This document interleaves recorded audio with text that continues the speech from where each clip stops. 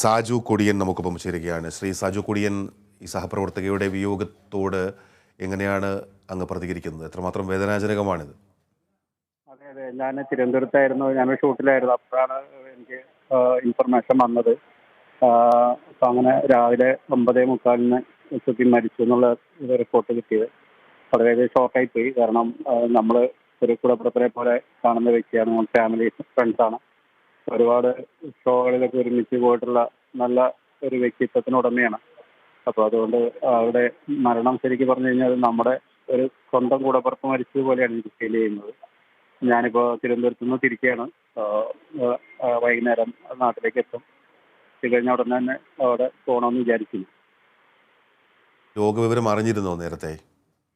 2 ആഴ്ചയായിട്ടോളം ഹോസ്പിറ്റലിലായിരുന്നു. അപ്പോൾ നമുക്കറിയാമായിരുന്നു എല്ലാ കാര്യങ്ങളും. അപ്പോൾ അതിൻ്റെ കാര്യങ്ങളെല്ലാം വിളിച്ച് അന്വേഷിച്ചുകൊണ്ടിരുന്നു. കാര്യങ്ങളൊക്കെ അറിഞ്ഞിരുന്നു അപ്പം തന്നെ എല്ലാം. ഒരു കലാകാരി എന്ന നിലയിൽ അങ്ങ് ഈ ഘട്ടത്തിൽ എങ്ങനെയാണ് ഓർക്കുന്നത്? കലാകാരി എന്ന നിലയിൽ സുബി എന്ന് പറയുന്നത് സുബിക്ക് തുല്യം സുബി മാത്രമേ ഉള്ളൂ. കാരണം ഏതൊരു സ്റ്റേജിലാണെങ്കിലും ഏതൊരു വർക്കിലാണെങ്കിലും സുബി ഉണ്ടെങ്കിൽ നമുക്ക് ആ ഒരു ഭാഗത്തെ പറ്റി നമ്മൾ ചിന്തിക്കേണ്ട ആവശ്യമില്ല. കാരണം സുബി അത് വളരെ ഡീസൻ്റായിട്ട് കൈകാര്യം ചെയ്യുന്ന വ്യക്തിയാണ്. അത്രയ്ക്ക് നല്ല എഫിഷ്യൻ്റ് ആയിരുന്നു അവൾ.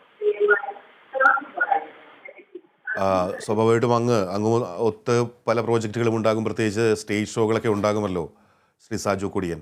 ആ സമയത്തൊക്കെ ഈ നമ്മൾ ഈ ടെലിവിഷനിൽ കാണുന്ന ഈ കുട്ടിപ്പട്ടാളത്തിലൊക്കെ കാണുന്ന അത്രയും കുസൃതിക്കാരിയായ ഒരു ക്യാരക്ടർ തന്നെയാണോ സുബിയുടെ ശരിക്കുള്ള ക്യാരക്ടറും?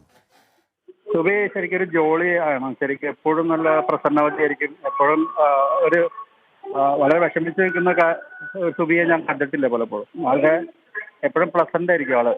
വളരെ സന്തോഷത്തോടുകൂടി ഇടപഴകുക എല്ലാവരുമായിട്ട്. അങ്ങനെ ഒരു ശരിക്കും പറഞ്ഞാൽ നമ്മുടെ ഒരു സുഹൃത്ത്, ഒരു ആൺ സുഹൃത്തിനെ പോലെ നമുക്ക് ഫീൽ ചെയ്യുന്നു. അത്രയ്ക്ക് നമുക്കൊരു പെണ്ണാണെന്ന് തോന്നിയിട്ടില്ല. അത്രയ്ക്ക് ഇതാണ് നമുക്ക് ഫീൽ ചെയ്തിട്ടുള്ളത്. അത്രയ്ക്ക് ഒരു ഫ്രീഡമായിരുന്നു ഞങ്ങൾ തമ്മിലുണ്ടായിരുന്നത്.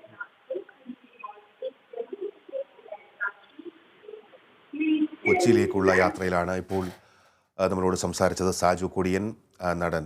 അദ്ദേഹം ഓർക്കുന്നു സുബിയെ ഒരു കൂട്ടുകാരനെ പോലെയായിരുന്നു. നേരത്തെ സംസാരിച്ച ടിനി ടോമും അത് തന്നെയാണ് പറഞ്ഞത്.